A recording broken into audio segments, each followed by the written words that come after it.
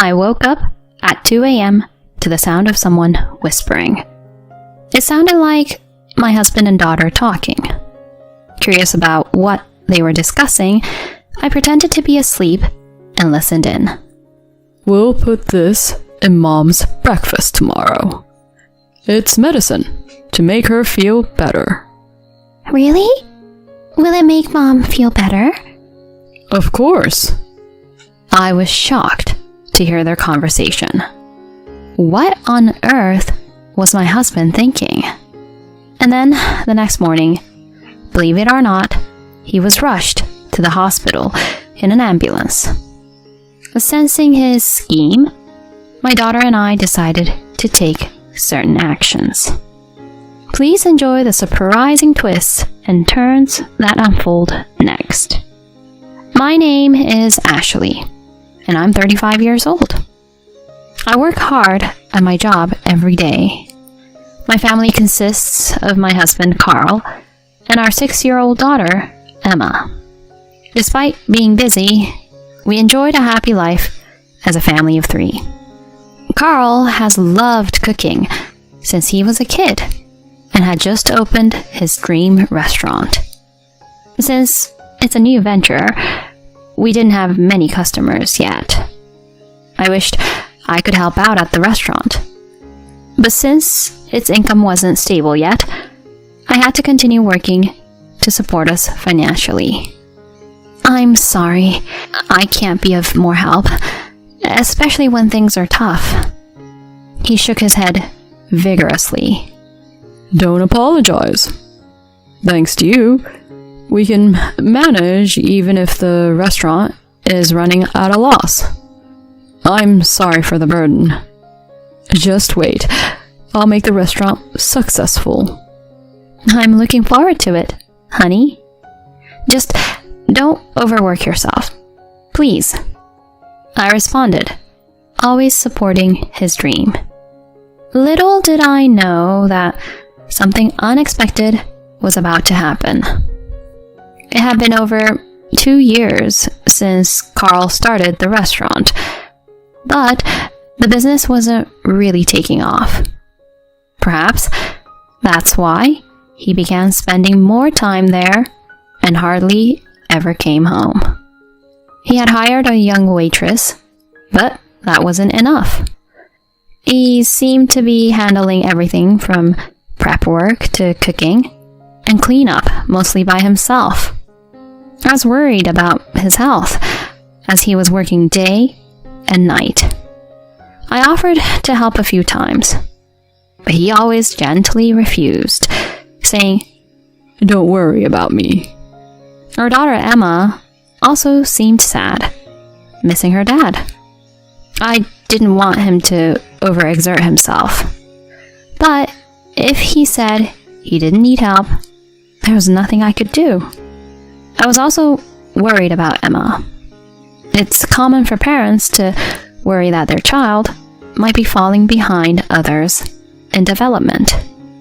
But my concern was the opposite. Emma was exceptionally smart, without any bias from me. She started talking normally at 1, mastered the alphabet at 3, read picture books by herself, and could nearly write sentences at 4. By 5, she was using my computer and smartphone.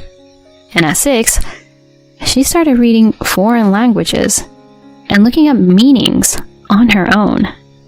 To my husband, who rarely saw her, she just seemed like a normal child, unaware of her abilities. But I worried that her intelligence might be used for something bad. That's why I had told her not to show off her smarts too much outside. I thought about discussing her with Carl, but decided against it, not wanting to bother him in his busy state. This decision would later prove to be the right one. One day, my office unexpectedly closed due to a minor fire in another company on a different floor of our building. The sprinklers went off, soaking everything. Water even started leaking into our office.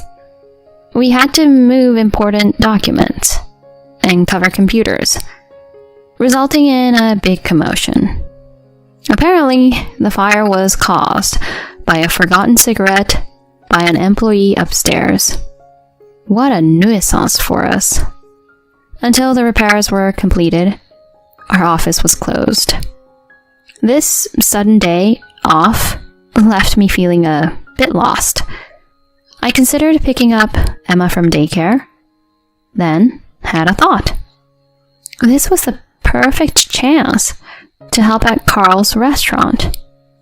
I headed there right away. Thinking it rude to show up unannounced, I called Carl, but he didn't answer.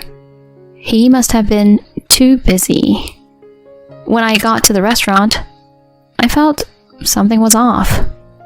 The flowers outside were wilted, and the place was eerily quiet. Inside, there were no customers. Then, I heard laughter from the kitchen, Carl's voice, and the waitresses. They seemed to be having a great time. I couldn't quite explain it, but I had a bad feeling, like a woman's intuition. Peeking into the kitchen, I saw Carl and the waitress goofing around, too close for a boss and an employee. He was touching her cheek, almost ready to kiss her. I couldn't help but call out, "Hey, what are you two doing?" He turned to me with a startled look, his face turning pale, and quickly stepped away from the waitress. She noticed me and hurriedly moved to another part of the restaurant. Their behavior seemed suspiciously like they were trying to hide something. He gave me a forced smile. Oh, Ashley? I'm surprised you came by unexpectedly. What's up? You know, I have my own schedule here. It's really inconvenient when you come without an appointment. The office had a bit of trouble, so we closed. I thought I'd check on the restaurant. There aren't any customers. I thought you were busy since you didn't answer your phone. Well, customers usually don't come until lunchtime. It's pretty slow around this time. I didn't notice the phone ringing. He looked uncomfortable, his eyes darting around. I had a lot I wanted to say to him, but I had planned to help out, so I tried to do just that. But he said, It's okay. We have enough help. Customers will be coming soon. And practically pushed me out of the restaurant. His strange behavior left me feeling uneasy. Later, I waited at home for his return, but he never came back that day. After putting Emma to bed, I stayed up, waiting for him. The next morning, Carl sneaked back home early. I caught him trying to slip into the living room and called out from behind, "Welcome back. You're being awfully careful just to enter the house." Whoa. You're awake? I thought you'd be sleeping. He avoided eye contact with me the whole time, looking pretty awkward. Annoyed, I confronted him about his shady behavior with a waitress at his restaurant. "What's the deal with the waitress you hired? You two seemed pretty cozy. And yesterday, you were about to kiss her, weren't you?" Hey, don't talk nonsense. She's just an employee. Yesterday, she said she got something in her eye, and I was just trying to help her out. I didn't believe a word he said, but without proof, I couldn't press the issue further. So I apologized. Seems like I misunderstood. Sorry about that. Changing the subject, I asked about the restaurant. His expression turned serious. To be honest, the business is struggling. We're not getting enough customers and are operating at a loss. If this continues, we might have to close. I'm planning to talk to the bank about a loan. Hearing this, I felt disheartened. His restaurant wasn't doing well, and we were already cutting corners everywhere. And now, we might end up in debt too. Despite my gloom, I had to stay upbeat in front of Emma, our daughter. Then one day he suggested, Let's go on a family trip. Looks like we might get the loan from the bank. I think we can take a break and make some great memories before things get busy again. Indeed, we hadn't been out much due to the restaurant's troubles. Hearing about the trip, Emma was even more excited than I was. Thinking it'd be a nice break, I agreed to the trip. Our relationship had been strained lately, so maybe this could mend things. So, we set off on a 2-night, 3-day family trip. The first day at the amusement park was fun. Emma was happy. Carl was smiling. And even I managed to enjoy myself, putting aside my troubled thoughts. After a full day at the park, we stayed at a nearby hotel. It was spacious, and the dinner was lavish. Relaxed, I fell asleep, talking to Emma about what we should do the next day. At 2 a.m., I suddenly woke up to Carl and Emma whispering.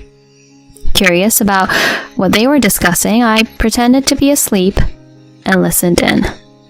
Listen, tomorrow we'll put this medicine in Mom's breakfast. She's been so tired from work, right? This is a nutritional supplement.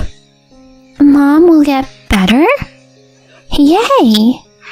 But why keep it a secret? Just tell her it's a health supplement. This medicine needs to be taken in large amounts. She wouldn't like that, so it's kind of a surprise. She'll be happier if it seems like a gift from you. Once she's better, we'll tell her it's a health supplement. Their suspicious conversation made me tense. Any health supplement that needs to be hidden doesn't sound legitimate. What was he planning? Pretending to sleep, I heard his snores. Then Emma whispered, Mom, you're awake, right? Confused, I sat up. She handed me something.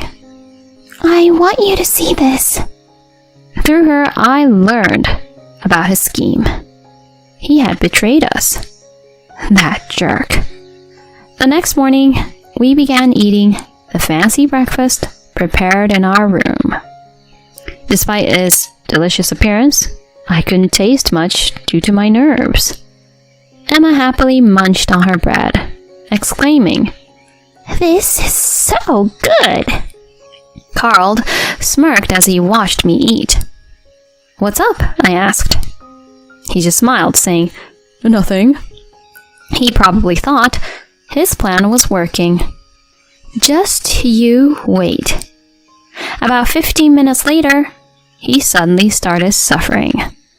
He foamed at the mouth, writhing on the floor, scratching his chest. He collapsed. I called for help, saying, My husband has collapsed.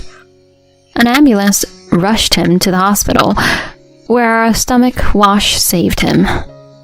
The doctor said he had ingested a certain drug, meant for animals, not humans. The doctor wondered where he had gotten it. Later, in his hospital room, Carl looked utterly confused. Ashley, aren't you feeling sick or nauseous? No, I'm perfectly fine. How can that be? Emma, what happened to our agreement? Carl, now desperate, confronted Emma. He couldn't even bother coming up with excuses in his state. She smiled sweetly and said, Mom's full of energy, so she didn't need the supplement. I put it in your food instead. But you lied, Dad. Instead of getting better, you ended up here. What? He was shocked. She knew from the start that the supplement wasn't really for nutrition. I managed to figure out that the pills weren't for humans, but I didn't know exactly what they were. On a hunch, I slipped them into Carl's food. And Dad, you were lying to me and Mom. I checked your phone while you were sleeping and found lots of pictures of you with some woman I don't know. That night, she had handed me Carl's cell phone. She'd figured out his password from his notes. The phone was full of pictures of him and his mistress, some in their underwear, others hugging tightly. There was no denying it. He had been cheating with the waitress at his restaurant. Just a colleague. Huh. To make matters worse, he had been discussing with his mistress over email about how to get rid of me and cash in on my life insurance. Emma knew all about it. He stared at her in disbelief. How could a 6-year-old child like you do all this? Carl, having been away from home for so long, didn't realize how smart she was. He thought tricking her and poisoning me would be a piece of cake. Poor you, not knowing your own child's intelligence. Can you explain what this is all about, right here in front of us? I demanded, glaring at him. He turned pale and started mumbling an explanation. I had no choice. I was drowning in debt.